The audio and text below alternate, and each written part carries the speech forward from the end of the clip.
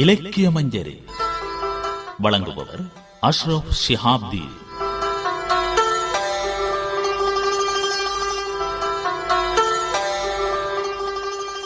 இலக்கிய மஞ்சரி நேயர்களுக்கு அஸ்ஸலாமு அலைக்கும். நிகழ்ச்சியில் முதலில் வருவது முகப்பு மொழி. உண்மையான வாழ்வை இலக்கியத்துக்குள் கண்டடையலாம். புதினம் என்ற முகமூடியை பயன்படுத்தி உண்மைகளை வெளிப்படுத்தலாம்.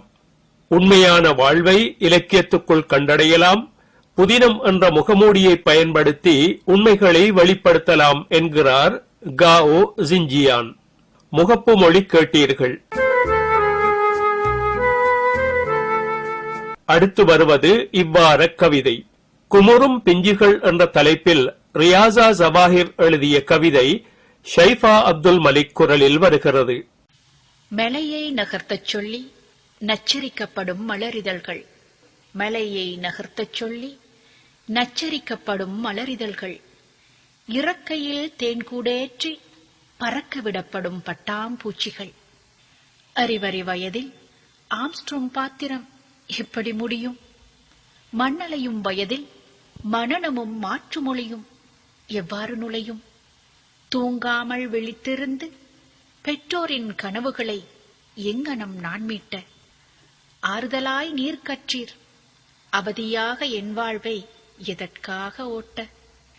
தத்திக்கோடும் உத்திச் சுள்ளியும் கழித்தவர்களாமே நீங்கள், நிலாச்சோறும் கடற்சிப்பியும் கடித்தவர்களாமே நீங்கள், பாட்டியின் மடியில் வெற்றிலை காம்பு ஒடித்தவர்களாமே நீங்கள், சோளக்காட்டு பொம்மையின் காட்சட்டை பிடித்து இழுத்தவர்களாமே நீங்கள், அணிலுண்ட மாங்காய் அடித்துண்ணும் தேங்காய் நாவுக்கு இனிக்குமா?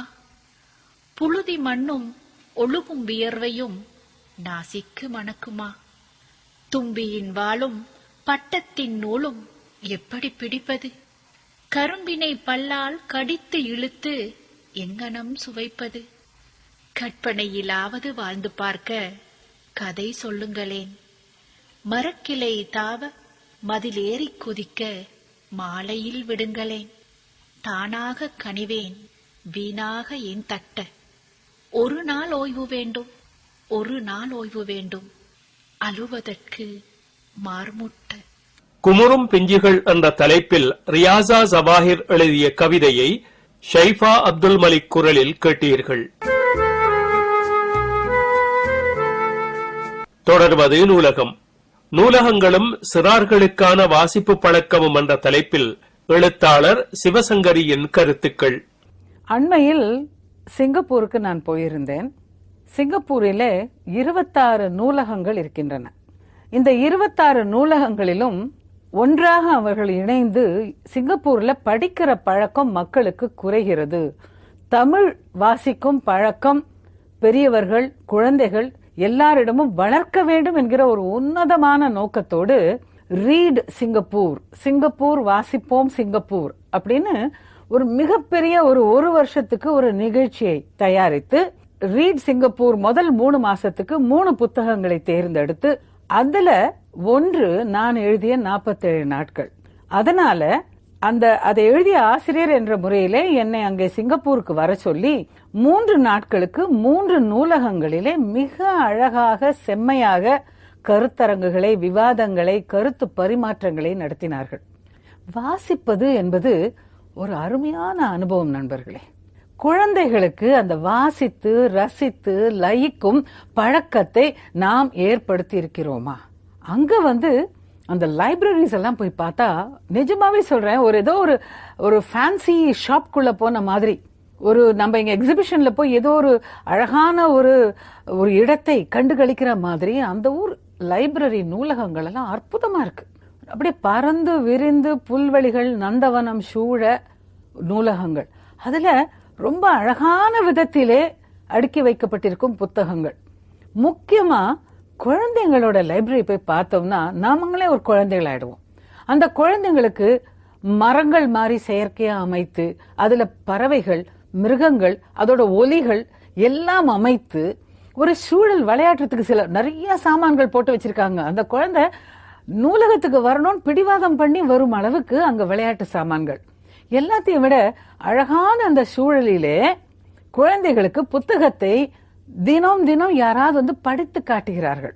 அதாவது அந்த விளையாட்டுத்தனமான குழந்தையா இருந்தா, அதுக்கும் மேல வயசா இருந்தா கதைகள் சொல்கிறார்கள். தினம் ஒருத்தர் வந்து 1 மணி நேரம் book reading or story telling, கதை படிப்பது அல்ல கதை கேட்பது. கதை கேட்பதற்கு வயசு ஒரு வரம்பே அல்ல, எல்லையே அல்ல. அந்த குழந்தைங்களை அங்க நான் 100கணக்கில் விளையாடி கொண்டும் சந்தோஷமாகவும் சிரித்து கொண்டும் புத்தகங்களை கையிலே வைத்துக் கொண்டும் அந்த கதை சொல்பவரை சுற்றி நின்று கொண்டு கேள்வி கேட்டுக்கொண்டும் இதெல்லாம் பார்க்கும்போது எனக்கு ரொம்ப ஒரு ஆதங்கம் வந்தது. நம்ம நாட்டிலையும் இந்த மாதிரி நூலகங்கள் வர வேண்டும். நம்ம குழந்தைகள் எல்லாம் அங்க போய், அது கிராமமாக இருக்கட்டும் நகரமாக இருக்கட்டும், இந்த லைப்ரரி போறதுங்கிறது ஒரு பிளஷரபிள் ஆக்டா இருக்கணும். புத்தகங்களை ஏன் படிக்க வேண்டும், புத்தகங்கள் படிக்கும் பழக்கம் ஏன் வர வேண்டும், அதன் விளைவுகள் என்ன, அதோடைய அனுபவம் என்ன, இதை பற்றிலாம் நம்ம கண்டிப்பா தெரிந்து கொண்டால்தான் நமக்குள்ளே அதை நாம் வளர்த்து கொண்டு இயல்பாகவே நம்முடைய குழந்தை 1 வயசு இருக்கும் போதே அதற்கு அந்த ரசனையை உண்டு பண்ணுவோம். என்னங்க புத்தகம் படிக்கிறது அவ்வளவு முக்கியமா, அந்த ரசனை அவ்வளவு முக்கியமான்னு கேட்டா முக்கியம்தான் நண்பர்களே. வாசிப்பு என்பது நமக்குள்ளே பல சிந்தனைகளை தூண்டிவிடும், வளர்த்து விடும் ஒரு அழகான அனுபவம். நூலகங்களும் சிறார்களுக்கான வாசிப்பு பழக்கமும் என்ற தலைப்பில் எழுத்தாளர் சிவசங்கரியின் கருத்துக்களை கேட்டீர்கள். அடுத்து வருவது கட்டுரை பக்கம். சோதிமிகு நவகவிதை என்ற கவிக்கோ அப்துல் ரஹ்மானின் நூலிலிருந்து அறிமுக அத்தியாயத்தின் முதற் பகுதி. கரிச்சிதைக்க முயன்ற சிவப்பு முக்கோணங்களுக்கு தப்பி விமர்சன வியூகங்களை உடைத்தறிந்து அலட்சியப்படுத்தியவர்களின் பார்வையையும் ஈர்த்து புதுக்கவிதை இன்று உயிர் வாழும் ஒரு உமைப்பாடாகிவிட்டது. புதுக்கவிதை மரபு யாப்பின் எதிரி என்ற எண்ணமே கண்டனக்கணைகள் புறப்பட காரணமாக இருந்திருக்கிறது. எழுதப்படுகின்றவை எல்லாம் தன் சட்டங்களுக்குள் அடங்கியே ஆக வேண்டும் என்று எந்த இலக்கண நூலும் எதேச்சாதிகாரம் செலுத்தியதாக தெரியவில்லை. அதற்கு மாறாக பழையன கழிதலும் புதியன புகுதலும் வலுவல கால வகையினானே என்று பரிணாம உணர்வோடு புதிய மாற்றங்களுக்கு மனம் திறந்து வரவேற்பு அளித்திருக்கிறது. மனிதனுடைய சுற்றுச்சூழல், அவனுடைய சமுதாய பொருளாதார பாலியல் தத்துவங்கள் வளர்ந்து வரும் அறிவு நிலைக்கேற்ப நாளுக்கு நாள் மாறிக்கொண்டே வருகின்ற போது இவற்றிலிருந்து பிறக்கும் கவிதை மட்டும் அப்படியே இருக்க வேண்டும் என்று நினைப்பது எப்படி நியாயமாகும்? தொல்காப்பியர் கூறிய இலக்கணங்களுக்கு அடங்காத புதிய யாப்பு வடிவங்கள் பின்னால் தோன்றியதால் தானே அவற்றை விளக்க யாப்பருங்கலம் முதலிய புது புது இலக்கண நூல்கள் எழுந்தன. இந்நூல்களுக்கு பிறகும் புதிய வடிவங்கள் தோன்றவில்லையா? விருந்தேதானும் புதுவது கிளந்த யாப்பின் மேற்றே என்று தொல்காப்பியரே புது வடிவங்களுக்கு இடமும் கொடுத்து பெயரும் சூட்டவில்லையா? விருந்தாக வந்த புதிய வடிவங்களால் தமிழ் மொழி செழிக்கவில்லையா? விருந்தோம்பல் இந்த மண்ணின் சிறந்த பண்பாடு அல்லவா? அப்படி இருக்கும்போது புதுக்கவிதை என்ற விருந்தாளியிடம் மட்டும் ஏன் இந்த விரோத உணர்வு? காலப்போக்கில் வடிவங்கள் மட்டுமா மாறின? உள்ளடக்கமும் தான் மாறியிருக்கிறது.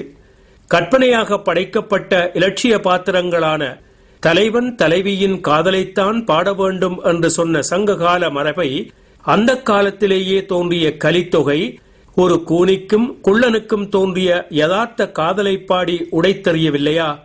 அகம் புறம் என்றிருந்த சங்ககால உள்ளடக்க மரபை புறமொதுக்கிவிட்டு இகம் பரம் என்று பக்தி இலக்கியங்கள் வேறு திசையில் திருப்பவில்லையா?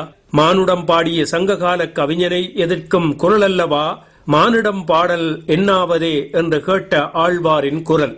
இலக்கணத்திற்காக இலக்கியம் இல்லை, இலக்கியத்திற்காகத்தான் இலக்கணம். இதுவும் இலக்கணம் சொல்வதுதான்.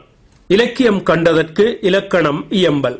எள்ளிலிருந்துதான் எண்ணெய் பிறக்கிறது, இலக்கியத்தில் இருந்துதான் இலக்கணம் தோன்றுகிறது. இவற்றையெல்லாம் புரிந்து கொள்ள முடியாதவர்கள்தாம் எண்ணெயிலிருந்து எள்ளை தயாரிக்க சொல்கிறார்கள். பரிணாம பாதையில் புதுக்கவிதையின் தோற்றம் தவிர்க்க முடியாதது, தடுக்கவும் முடியாதது. புதுக்கவிதை தோன்றியதே சரியா தவறா என்ற விவாதம் என்று அர்த்தமற்றது. புதுக்கவிதை தோன்றிவிட்டது, கால நியாயமாகிவிட்டது. அதன் சக்தியை சாதனையை ஆராய வேண்டிய காலம் இது. புதுக்கவிதை என்றால் என்ன? பழைய யாப்பு மரபுகளையெல்லாம் கைகழுவிவிட்டு வசனத்தில் எழுதுவது புதுக்கவிதையா? நிச்சயமில்லை. யாப்பில் எழுதாமல் வசனத்தில் எழுதுவது வசன கவிதையாகலாம். வசன கவிதை வசனத்துக்கு பிறந்தது, புதுக்கவிதை கவிதைக்கு பிறந்தது. வசன நடைக்குரிய செயற்கையான தர்க்க ரீதியான வாக்கிய அமைப்புகளை கையாள்வது வசன கவிதை. வசனத்துக்குரிய செயற்கையான வாக்கிய அமைப்பை கையாளாமல் இயற்கையான பேச்சு சந்தத்தையும் உணர்வு நிலைக்கேற்ப அமைப்பையும் புதிய உத்திகளையும் கையாள்வது புதுக்கவிதை. புதுக்கவிதை உருவத்தில் மட்டுமல்ல, உள்ளடக்கத்திலும் வசன கவிதையை விட பரிணாமங்கள் மிகுதியாக உடையது.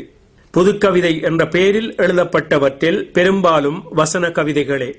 சொற்களை ஆயுதங்களாக கையாளும் பக்குவம், பழைய யாப்பில் உள்ளதை விட அர்த்த பொருத்தமுடைய நுட்பமான உட்சந்தம், சுண்டக்காட்சி சுத்தமான நிலைக்கு கட்டிப்படுத்தும் சொல் அமைப்பு, உள்ளடக்கத்திலிருந்து பிரிக்க முடியாமல் அத்துவிதமாக அமையும் வடிவ அமைப்பு, புதுமையான உத்திகள், இவை எல்லாவற்றையும் விட புதிய பார்வை, கால உணர்வுக்கேற்ப புதிய உள்ளடக்கம், இவை புதுக்கவிதையின் அத்தியாவசிய தேவைகள். மொழியின் உட்சக்தி முழுவதையும் கண்டறிந்து வெளிப்படுத்துவதும், சொற்களின் விபரீதமான அபூர்வமான சேர்க்கையால் மொழியின் இயல்புக்கு மீறிய அர்த்த சாத்தியங்களை இறுக்கமாக எழுப்பிக் காட்டுவதும் புதுக்கவிதை. எண்ணத்தை அதன் புறப்பிடத்திலேயே பிடித்து விடுவது புதுக்கவிதை. யாப்புடைத்த கவிதை அணையுடைத்த காவிரி, முகிலுடைத்த மழை, முரட்டு தோலுரித்த பலாச்சுடை, இவையெல்லாம் புதுக்கவிதையை அடையாளம் காட்ட முயன்ற சிலருடைய வாக்குமூலங்கள். மரபு கவிதையிலிருந்து புதுக்கவிதை எங்கே எப்படி வேறுபடுகிறது என்பதைத்தான் இவை காட்டுகின்றன. இவற்றை புதுக்கவிதையின் வரையறைகளாக கொண்டுவிடக்கூடாது. ஏனென்றால் புதுக்கவிதை என்பதே வரையறையற்ற வசதிகளை பரிசோதிப்பதுதான். வெறும் மரபு மாற்றமோ யாப்பிலிருந்து விடுதலையோ புதுக்கவிதையை உண்டாக்கிவிடாது. பழைய மரபு கவிதைகள் சாதிக்க முடியாதவற்றை சாதித்து காட்டாவிட்டால் புதுக்கவிதையின் பிறப்புக்கு நியாயம் கிடைக்காது. புதிய இலக்கிய வகை எதற்கும் பாரதியையே ரிஷி மூலம் நதி மூலமாக காட்டும் கெட்ட பழக்கம் சில புது பண்டிதர்களுக்கு இருக்கிறது. இதனால் தமிழின் புதுக்கவிதைக்கும் பாரதியே முன்னோடி என்று இந்த பண்டிதர்கள் காட்ட முயன்றார்கள். காட்சிகள் என்ற தலைப்பில் பாரதி எழுதியவை வசன கவிதைகளே. அந்த கவிதைகளின் உள்ளடக்கம் அவற்றை புதுக்கவிதைகளாக காட்டவில்லை. வேதகால ரிஷிகள் இயற்கையின் சக்திகளை வியக்கும் பார்வையே பாரதியின் வசன கவிதைகளில் காணப்படுகிறது. நடையிலும் வேத கவிதைகளை பின்பற்றும் முயற்சியே இவற்றில் காணப்படுகிறது. யாப்பை துறந்து வசனத்தில் கவிதை எழுத முயன்ற ஒரு பரிசோதனையாகவே இவற்றை ஏற்றுக்கொள்ள முடியும். பிரெஞ்சு, ஜெர்மனி, ஆங்கில மொழிகளில் ஏற்பட்ட புதுக்கவிதை இயக்கத்தின் பாதிப்பு, தமிழில் எல்லா இலக்கியத் துறைகளிலும் ஏற்பட்ட புத்தெழுச்சி, பழைய தடங்களில் ஏற்பட்ட சலிப்பு, இலக்கியத்துக்கென்றே தோன்றிய சிற்றிதழ்களின் வலிமையான பிரச்சாரம், இவை தமிழில் புதுக்கவிதை தோன்ற காரணமாயின. சோதிமிகு நவகவிதை என்ற கவிக்கோ அப்துல் ரஹ்மானின் நூலிலிருந்து அறிமுக அத்தியாயத்தின் முதற் பகுதியை கேட்டீர்கள். வருவது பாடல் பக்கம். முகவை சீனி முகம்மது பாடியது. தொழுது கொள்ளுங்கள், அல்லாஹ்வை தொழுது கொள்ளுங்கள், உங்களுக்கு தொழுகை நடக்கும் முன்னே அந்த தூயவனின் அழைப்பு வரும் முன்னே. தொழுது கொள்ளுங்கள், அல்லாஹ்வை தொழுது கொள்ளுங்கள், உங்களுக்கு தொழுகை நடக்கும் முன்னே அந்த தூயவனின் அழைப்பு வரும் முன்னே. தொழுது கொள்ளுங்கள்.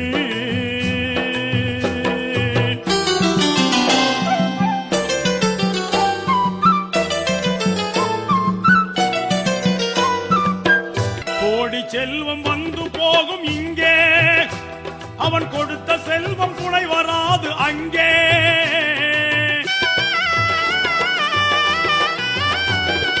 கோடி செல்வம் வந்து போகும் இங்கே, அவன் கொடுத்த செல்வம் துணை வராது அங்கே.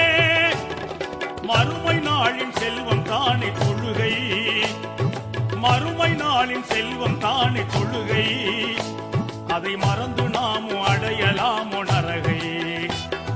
தொழுது கொள்ளுங்கள், அல்லாஹ்வை தொழுது கொள்ளுங்கள், உங்களுக்கு தொழுகை நடக்கும் முன்னே அந்த தூயவனின் அழைப்பு வரும் முன்னே. தொழுது கொள்ளுங்கள்.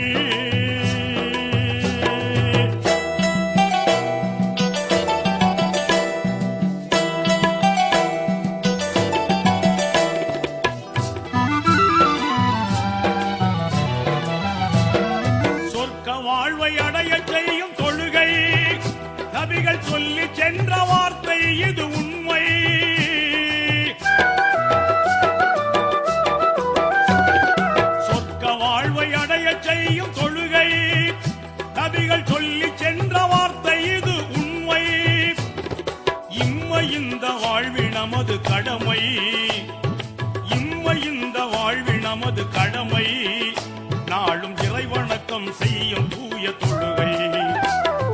தொழுது கொள்ளுங்கள், அல்லாஹ்வை தொழுது கொள்ளுங்கள், உங்களுக்கு தொழுகை நடக்கும் முன்னே அந்த தூயவனின் அழைப்பு வரும் முன்னே. தொழுது கொள்ளுங்கள்.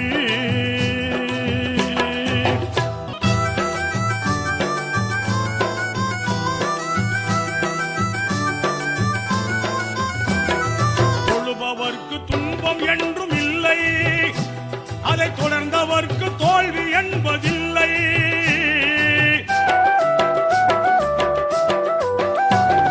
தொழுபவர்க்கு துன்பம் என்றும் இல்லை, அதை தொடர்ந்தவர்க்கு தோல்வி என்பதில்லை. இதய நபிகள் கூறி சென்ற சொல்லை, இதய நபிகள் கூறி சென்ற சொல்லை நாம் ஏற்றுக்கொண்டால் தெரியும் வாழ்வின் எல்லை. தொழுது கொள்ளுங்கள், அல்லாஹ்வை தொழுது கொள்ளுங்கள், உங்களுக்கு தொழுகை நடக்கும் முன்னே அந்த தூயவனின் அழைப்பு வரும் முன்னே. தொழுது கொள்ளுங்கள். இலக்கிய மஞ்சரியில் இனி என்னை கவர்ந்த புத்தகம். எச்.ஏ.எல். கிரேக் அவர்கள் எழுதி கவிஞர் அல் அசூமத் அவர்கள் மொழிபெயர்த்த பிலால் ஒரு கருப்பின அடிமையின் வரலாறு என்ற நூலின் 4ஆம் அத்தியாயத்தின் 2ஆம் பகுதி. கழிந்து போன மாலையின் பெருவிபத்துக்கள் என்னுள் எழலாயின. ஆழ்ந்த சரிவொன்றின் திடுமென நான் வீழ்ந்த காரணம்தான் என்ன? அம்மாரா, எம் இருவருக்கிடையில் என்னதான் தொடர்பிருந்தது? அம்மாரை நான் அடித்திருந்தாலும் அவர் மனங்கோணியிருக்க மாட்டார், என்னை கோபித்திருக்க மாட்டார். சாட்டையை என் கரத்துள் மீண்டும் திணிக்கவும் செய்தாரே அவர். இருந்தும் நான் பெறுமதி ஏதுமில்லாத அடிமை பிலால். அடிமைத்தனம் கூட என்னை பணிந்திடச் செய்யாது என்பதை அந்த கணப்பொழுதில் எப்படித்தான் கண்டுகொண்டேனோ? முடிந்த முடிவாக தீர்மானம் ஒன்று செய்துவிட்டேன் என நீங்கள் கருதலாம். ஆனால் அது தவறு. அடிமை எப்படி தீர்மானம் எடுக்கலாம்? தேர்ந்தெடும் உரிமை இல்லாதவன் எப்படி தேர்ந்து கொள்ளலாம்? பிறகேன் அந்த கசை என் கரத்திலிருந்து வீழ்ந்தது? தன்னைத்தான் அஞ்சுபவன் அல்லவோ அடிமை? கலகம் செய்யும் அளவு நான் வீரனுமல்ல, மடையனுமல்ல. அந்த வினாவுக்கான விடை வேறு எங்கோ வீழ்ந்து கிடக்கிறது. எங்கே? முஹம்மதிடமா? முஹம்மதை நான் பலமுறை பார்த்துள்ளேன், பேசியதில்லை. வருடாந்தர மாபெரும் சந்தை முடிந்து தாம் கிளப்பும் தூசியினுள்ளேயே வந்த பயணிகள் அனைவரும் மறைந்து கரைந்த பின்னர் மக்கா சுருங்கும். வெறுமையாய்விட்ட நகரின் தெருக்கள் அனைத்திலும் பரிச்சயமான முகங்கள் மட்டுமே எஞ்சியிருக்கும். இந்த அடிமையை கடந்து செல்லும் எவரும் என்னை பொருட்படுத்த மாட்டார்கள். ஆயினும் முஹம்மத் வித்தியாசமானவர். நட்பின் குளிர்ந்த நோக்குடன் அல்லாது அவர் எவரையும் கடந்து சென்றதில்லை. அவர்தான் இப்போது ஏக இறையோன் குறித்து சாட்சியங்கூறி நிற்கிறார். சில மணி நேரங்களாய் அங்கேயே நான் விழுந்து கிடந்தேன். கயிறுகள் என்னை அறுத்த வண்ணம் இருந்தன. நினைவுகள் இடித்துக் கொண்டிருந்தன. நம்பிக்கையும் இருக்கவே செய்தது. காலையில் வெட்கம் கலைந்து ஊர்ந்து கெஞ்சி கதறி அவர்களது கால்களை நக்கி இறந்து நின்றால் வாழ்வுக்கும் இறப்புக்கும் இடையில் ஓர் அங்குலமேனும் இடைவெளியொன்றை பெற்றுக் கொள்ளலாமோ? நிச்சயம் என்னுள் நம்பிக்கை இருந்திருக்க வேண்டும். நானிலத்தில் நம்பிக்கைதானே மனிதனின் கடைசி மூச்சு வரை உடனிருக்கும் உற்ற நண்பன். உதயம் மலர்ந்து கொண்டிருந்தது. நேற்றைய காற்றை தள்ளிக்கொண்டு முன்வந்தது புதிய காற்று. என் நுரையீரலை அதனால் நிரப்பினேன். ஏக இறைவன் பற்றிய சிந்தனையிலேயே நான் அலைந்தேன். அந்த நாட்களில் நான் ஒரு பாமர அறிவிலி. சிந்தனை என்பது ஒழுங்கற்றதொன்றாகவே இருந்தது. அலைந்தேன் என நான் கூறுவதன் பொருள் கிணறுகள் எதனையும் உடமையாக கொண்டிராத ஒரு நாடோடியாக நான் இருந்தேன் என்பதாகும். என்றாலும் என்னுள் தாகம் இருந்தது. அனைத்தையுமே நான் தாகித்திருந்தேன். அந்த தாகமே ஏதென்று நான் அறியாத ஒன்றை நோக்கி என்னை உந்திக் கொண்டிருந்தது. இறைவா, எந்த ஒரு மனிதனும் உன்னை தேர்ந்து கொள்வதில்லை. நீயே மனிதனை தேர்ந்து கொள்கிறாய். உன் விருப்பு இல்லாது எவரும் நம்பிக்கை கொள்வதில்லை. அன்றைய வைகரையில் இறைவனின் நாட்டத்தின்படி அந்த இறைவனில் என்னை சரணடைந்தேன். அது எனது இஸ்லாம். இறுக்கிய கயிற்றுள் ஒன்றை கிடந்தும் ஒப்பிலா சுகந்தம் ஒன்று என்னுள் உறுதியாக ஊடுருவிச் சென்றது. இசை மீட்டியது என் ஆன்மா. ஏக இறையோனை நெருங்கியிருத்தலால் மட்டுமே எனக்கு ஆறுதல் கிட்டுமென உணர்ந்தேன். மனிதனின் சிந்தையிலும் ஆழமான அடித்தளத்தில் இதயத்தின் உள்ளில் காணும் சத்தியத்தில் நான் அதனை உணர்ந்தேன். தொழலானேன். ஆன்மா ஆறுதல் அடைந்தது. இறையோனை போற்றி துதி செய்தேன். சிந்தை அமைதி கொண்டது. அவன் அருளை வேண்டி நின்றேன். அச்சம் என்னை விட்டகன்றது. இறையோனின் கரங்கொண்டு கதிரவன் எழுந்தான். என்னை அழைத்துச் செல்ல வந்தவர்களுக்கு நன்றி செலுத்தினேன். அவர்கள் எப்படித்தான் அதனை அறிதல் கூடும்? அவ்வேளை அடிமையான நான் அவர்களது அருளையும் கருணையையும் நாடி கெஞ்சி நிற்பதே சாதாரணமாக செய்ய வேண்டிய கருமம். என்னை பித்தனென நினைத்து சிரித்தனர். என்னை படைத்த இறைவனிடத்தில் நான் சாந்தி கண்டேன் என்பதை அவர்கள் எப்படித்தான் அறிவார்கள்? அவர்கள் எனக்கு செய்பவை, செய்யாது விடுபவை அனைத்தும் இறைவன் விருப்பினாலேயே என்பதையெல்லாம் அவர்கள் எவ்வாறு அறிவார்கள்? அவர்களது கரங்கள் என்னை உயர்த்தின. அவர்களது கரங்களின் ஆபத்துக்களுக்கெல்லாம் அப்பால் என் இறைவன் என்னை ஏற்கனவே உயர்த்திவிட்டான் என்பதை அவர்கள் எப்படி அறிவார்கள்? எச்ஏஎல் கிரேக் அவர்கள் எழுதி கவிஞர் அல் அசூமத் அவர்கள் மொழிபெயர்த்த பிலால் ஒரு கருப்பின அடிமையின் வரலாறு என்ற நூலின் 4ஆம் அத்தியாயத்தின் 2ஆம் பகுதியை கேட்டீர்கள். இன்ஷா அல்லாஹ் மற்றொரு நிகழ்ச்சியில் சந்திப்போம். அஸ்ஸலாமு அலைக்கும்.